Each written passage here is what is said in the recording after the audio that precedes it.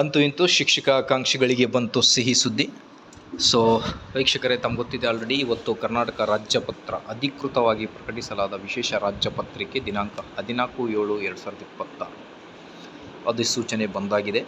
Curd ನಿಯಮಗಳು, C&R ರೂಲ್ಸ್ಗಳು. So I think you might have ನೋಡಿರ್ಬೋದು ನೀವು ಏನೆಲ್ಲ ಪ್ರಕ್ರಿಯೆಗಳಿವೆ. ಪ್ರಾಥಮಿಕ ಶಾಲಾ ಶಿಕ್ಷಕರ ನೇಮಕಾತಿಗೆ 1 to 5th ವೇಟೇಜ್ ಅನ್ನು ಹೇಗೆ ಕ್ಯಾಲ್ಕುಲೇಟ್ ಮಾಡ್ತಾ ಇದ್ದಾರೆ ಅನ್ನೋದ್ರ ಬಗ್ಗೆ. ಸ್ಪರ್ಧಾತ್ಮಕ ಪರೀಕ್ಷೆ CET 70, TET 20%, PUC 8%. ಓಕೆ, ಅದಾದ ಮೇಲೆ 2% ನಿಮ್ಮ ಶಿಕ್ಷಕರ ಶಿಕ್ಷಣ course. Okay, B.Ed R D.Ed ಏನಿದೆ ಅದರ D.Ed ಏನಿದೆ ಅದರ ಪ್ರಕಾರ.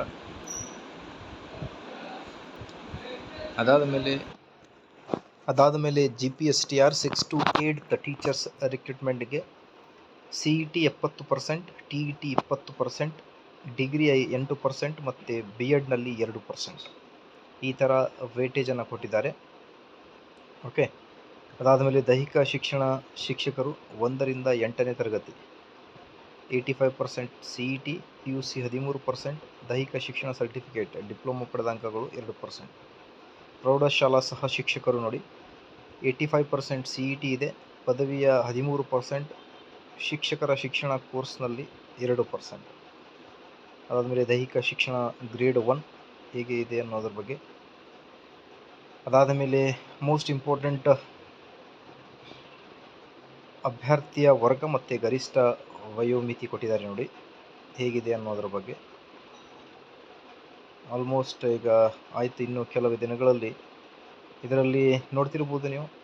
ಪ್ರಾಥಮಿಕ ಶಾಲಾ ಶಿಕ್ಷಕರ 1ರಿಂದ 5ನೇ ತರಗತಿಯವರೆಗೆ ಕಲ್ಯಾಣ ಕರ್ನಾಟಕ 800, ಕಲ್ಯಾಣ ಕರ್ನಾಟಕಕ್ಕೇತರ 100, ಟೋಟಲ್ ಆಗಿ 900 ಪೋಸ್ಟ್ಗಳನ್ನು ಕಾಲ್ ಮಾಡಿದ್ದಾರೆ 1 to 5th.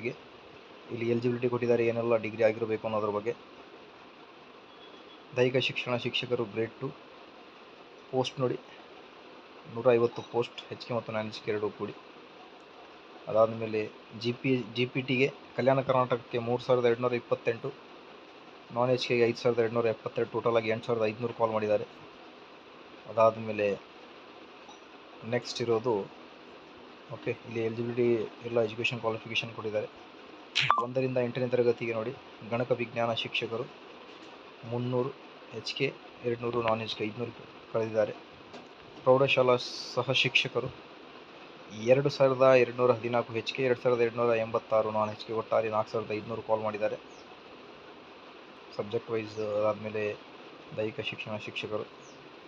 ಸೊ ಇಲ್ಲಿ ಸಿಲೆಬಸನ್ನು ಕೂಡ ಶೇರ್ ಮಾಡಿದ್ದಾರೆ 1 to 5th ಏನು ಸಿಲೆಬಸ್ ಇದೆ ಅನ್ನೋದ್ರ ಬಗ್ಗೆ. ಓಕೆ, ಈ ಒಂದು ಲಿಂಕನ್ನು ಡಿಸ್ಕ್ರಿಪ್ಷನಲ್ಲಿ ಕೊಟ್ಟಿರ್ತೀನಿ. ಏನಾದರೂ ಡೌಟ್ ಇದ್ದರೆ ಕಮೆಂಟ್ ಮಾಡಿ. ಮಾಹಿತಿ ಇಷ್ಟದಲ್ಲಿ please like, share and subscribe.